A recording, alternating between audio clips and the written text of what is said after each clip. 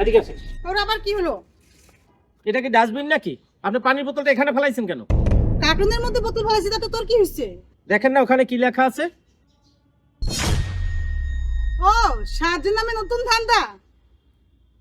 এই নে 10 টাকা, তোরে সাহায্য করলাম, বোতলটা ফেলাই দিস। না, আপনার সাহায্য আমার লাগবে না, বোতলটা আপনি নিয়ে যান। রাস্তায় করো ভিক্ষা, আবার 10 টাকা নিবে না, ভাব দেখাও। আরে এটা একটা আংটি, বোতলের সাথে মনে হয় ওই ম্যাডামের এই আংটিটা পড়ছে। দিয়ে আসি। ম্যাডাম, আপনার বোতলের সাথে কি 10 টাকা লেগে পিছে পিছে ধরে আয় পড়ছস? তখন তুই ভাব দেখালি 10 টাকা নিবি না, এখন আবার 10 টাকা লেগে আয় পড়ছস। এই নে 10 টাকা। না ম্যাডাম, টাকার জন্য না, এমনিতেই। আচ্ছা যান। মা, লোকটা এরকম করলো কেন? কি জানি, চল।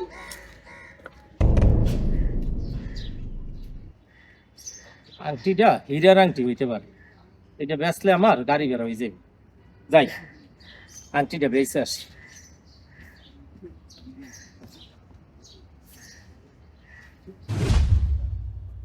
বস, আমি এই আংটিটা বিক্রি করব, দেখেন তো হীরার আংটি কিনা। আচ্ছা, আপনি যেটা বিক্রি করবেন, আপনি যেখান থেকে কিনছেন সেইখানকার রিসিট আছে? না বস, এটা আমি কইরে পাইছি। এটা তো অরিজিনাল হীরার আংটি, এটার দাম মিনিমাম 1 লক্ষ টাকা আছে। ওনাকে বলা যাবে না, ভাগ যোগ দিয়া আংটিটা রাখতে হবে। ভাই, এটা তো হীরার আংটি না, এটা নর্মাল পাথর। আর স্বর্ণ বেশি ভালো না, 22 ক্যারেট না 18 ক্যারেটের। আমরা তো আসলে ডকুমেন্টস ছাড়া কিনি না। তারপরে যদি আপনি আমার কাছে বিক্রি করেন, আমি আপনাকে 2000 টাকা দিই। না বস, আমি 2000 টাকা বিক্রি করব না, ওটা আমার দিয়ে দেন। আপনি যদি এটা আমার কাছে 2000 টাকা বিক্রি না করেন, তাহলে এখন আমি পুলিশকে ফোন দিব, বলবো আপনি চোরাই মাল বিক্রি করতে আসছেন। আমি 5 বছর জেল খাইতে মাত্র বাইরে এলাম, আবার পুলিশের ঝামেলায় পড়বো? আচ্ছা ঠিক আছে বস, আমার 2000 টাকাই। আচ্ছা, একটু দাঁড়ান। এই নেন 2000 টাকা। আচ্ছা ঠিক আছে বস।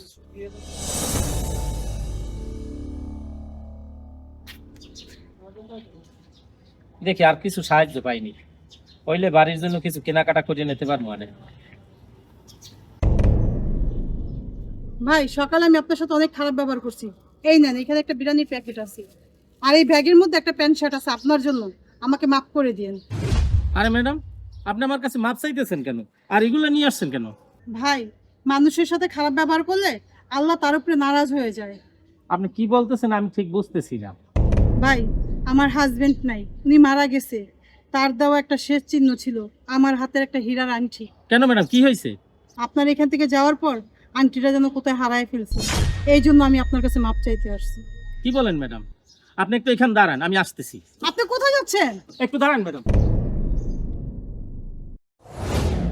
বস, আমি আংটিটা ফেরত নিতে আসছি, আপনি 2000 টাকা রাইখে আংটিটা ফেরত দেন। না, আন্টি ফেরত দেওয়া যাবে না, আমি এখানে ব্যবসা করতে বসছি, আন্টি কেন ফেরত দেবো? আচ্ছা ঠিক আছে বস, এই আমি 1000 টাকার ব্যবসা দিলাম, আংটিটা ফেরত দেন।